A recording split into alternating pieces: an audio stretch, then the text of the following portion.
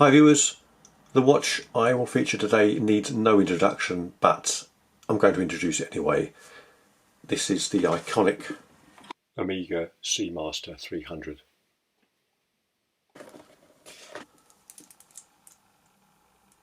Absolutely stunning. Now this isn't the latest model, I think this was launched in 2012 and the new one came out just a couple of years ago. You've probably seen it. It's slightly bigger with the etched wave pattern on the ceramic dial. This one has the completely flat lacquered dial, which I think is stunning, and it is a slightly, in my opinion, better size at 41mm. The new one is just over 42mm and does appear quite a bit bigger. So I love this model. It's a really wonderful compact size, but still has a lot of presence. The lug to lug is just 47.5mm, and the lug width is 20mm, and it's just 13mm thick. So wonderful dimensions. Now obviously there are tons of videos on this watch, so what I'm going to say isn't really anything new, but it's so beautiful I don't think it hurts to have another person's opinion on it. And I personally always feel it's nice to see someone else's take on a famous watch. So I will just go over my views on this watch and why I bought this one. If you have watched my other videos on this channel, you'll probably have realised I do like to focus on more of the underdog brands, the less well-known ones, but sometimes you just have to get something that is like this, which is infamous, iconic, and if you like, a legendary watch, and deserves a spot in anyone's watch collection.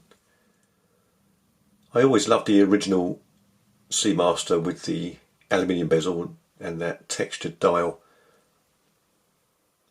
but lately I've just felt it looks a bit dated and is showing its age. And when they launched this one a few years ago, I just thought, wow, that is stunning. And in the flesh it really is just as beautiful as it looks in the pictures. Now the bezel insert is ceramic. The dial is not ceramic as a lot of people think. It is just a lacquered dial, but finished off to perfection. So beautifully glossy, and those markers just wonderfully applied on there. The logo, unlike the new version, the logo is applied, so that's a plus in my view. The date is very nicely framed there in white, and I love those skeleton hands, and the red tip on the second hand just matches that red text on the dial. Just looks wonderful. And now I'll just talk about the movement quickly. This is powered by the Omega Calibre 2500 Co-Axial. It is a heavily modified ETA movement with Omega's famous Co-Axial escapement. Obviously a chronometer, COSC certified. So extremely accurate and very, very reliable. And this movement has a 48-hour power reserve. Being a dive watch, this does have a good water resistance of 300 meters. The bezel is obviously unidirectional. It's 120 clicks. I have seen a few negative comments on the bezel action, but I think it's fine. Feels very good quality, no play. I don't see a problem with it at all. The screw down crown, as you'd expect, is buttery smooth. Pops beautifully. Really perfect. Very, very silky and flawless. It nestles in those crown guards really well. Obviously signed. I do love the case of the Amiga Seamaster. The scalloped edges on the bezel look really attractive, and then the polishing and the brushed finishing just all works together seamlessly. It is remarkably slim for a dive watch of this specification. They've done very well with that. I love the finishing on the lugs, the way it twists, and highly polished on the tops there.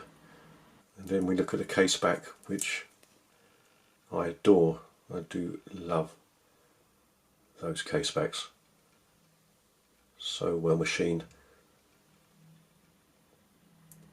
Very high quality, really beautifully done. As you'd expect, the bracelet is of a very high quality. The links are fastened with screw pins. Beautiful clasp.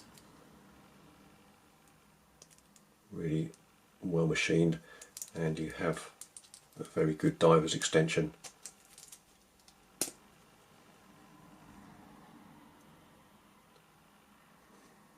Just super high quality all round.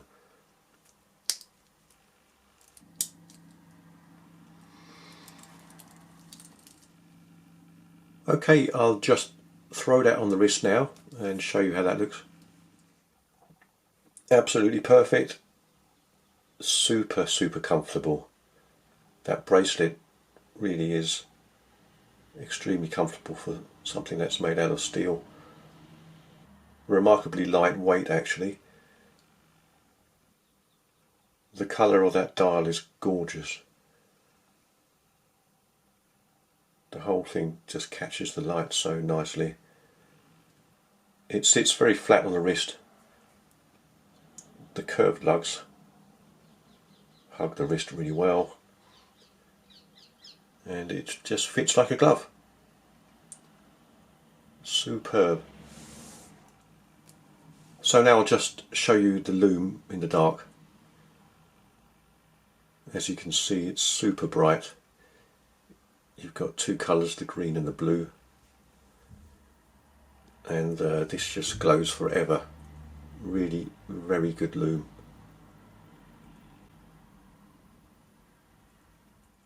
Right, I'm just going to zoom in on that gorgeous, stunning dial. Okay, here's the money shot. Just look at that thing of beauty. You could frame that dial and put it on the wall. It's just simply a work of art. Mesmerizing. See, this blue at some angles does look black, but it's a very deep, luxurious blue. And it's funny how just a little splash of red on the Seamaster word there just makes the dial really pop even more. Those skeleton hands are marvellous, and the actual markers, which obviously are filled with Lume, just look fantastic. I love that lacquered finish, so you can see reflections, even the second hand is reflected in the dial. Just really sings, looks beautiful. There we can see the ceramic bezel insert, very attractive too. And there we can see the stunning and flawless finishing on the case. Fantastic, really beautiful.